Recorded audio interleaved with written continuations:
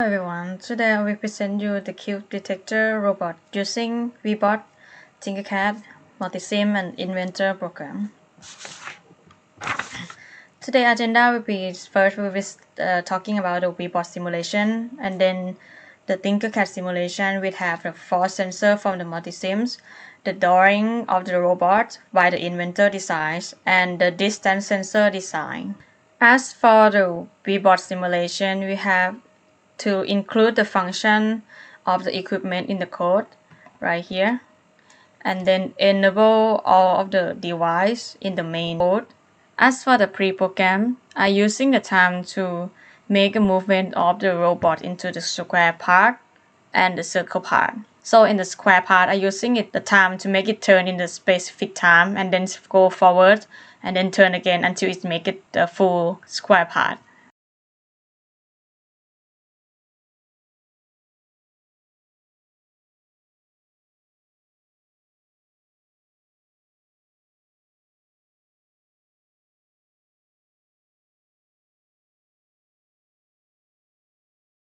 But in the circle part, I'm using the difference of the left speed and right speed to make it into the circle part.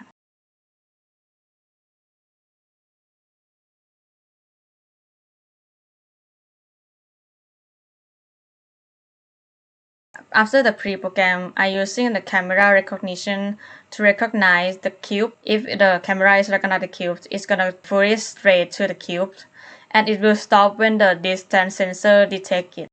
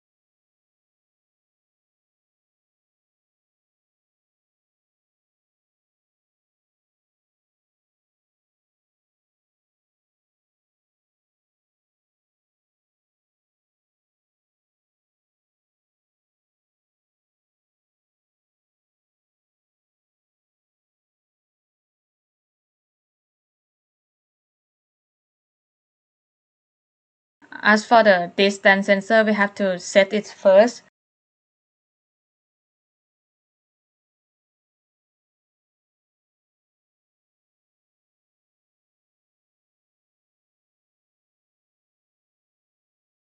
After that, when the robot weighs the cube, I'm going to use another camera to return to the center, which is a camera recognition again, but in the different color. So if the center is detected, the robot will go directly to it. But because when the camera is close to the center, this will not detecting the center point, which we have to use the GPS instead. So if the GPS value 0, which is x-axis, is smaller than 0.05 and greater than minus 0.1, and GPS value 1, which is y-axis, smaller than 0.5 and greater than minus 0.1, it means that the robot is near the center, so it will stop. But if there is nowhere and still couldn't find the cube, it will going continue straight and avoid the other obstacle.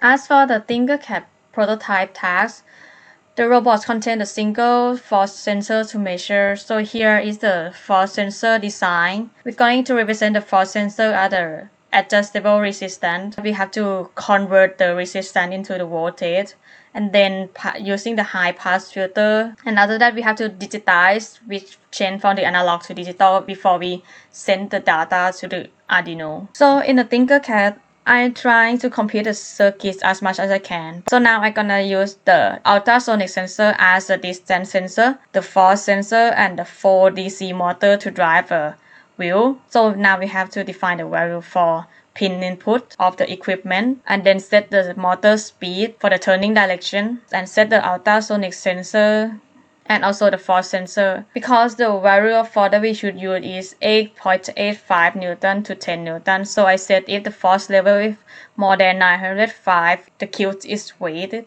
And as for the pre-programs performed in the Tinkercad simulation, we should be perform the square and the figure eight performance. So in here I'm using a time as well.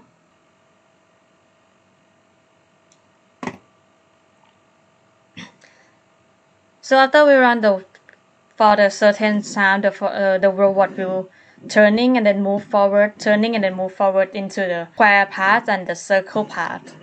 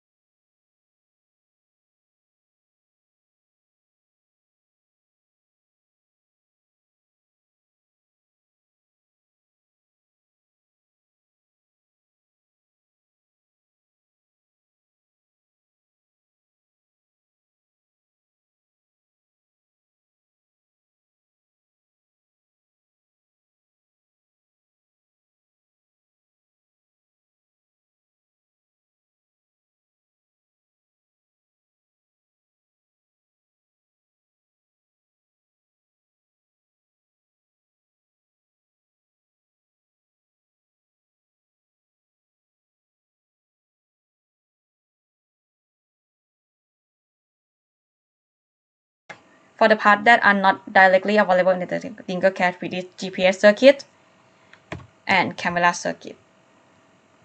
So here's the drawing designs by the inventor program.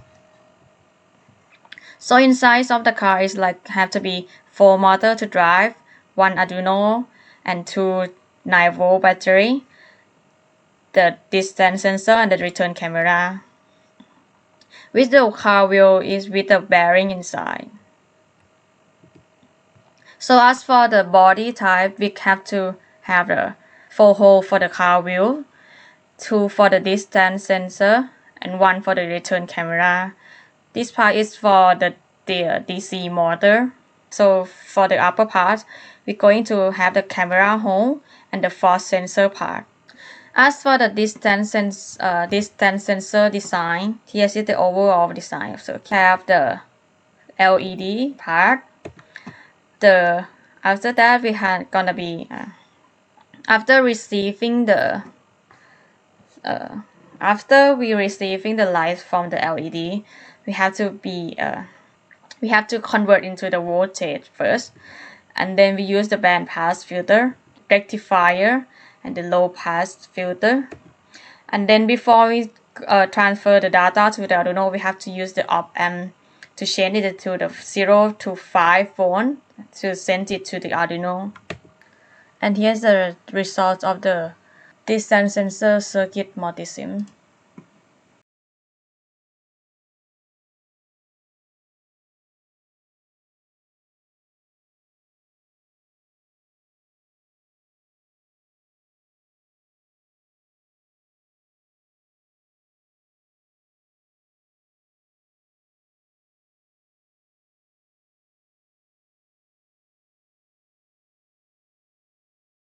So that's all of my presentation. Thank you for your attention.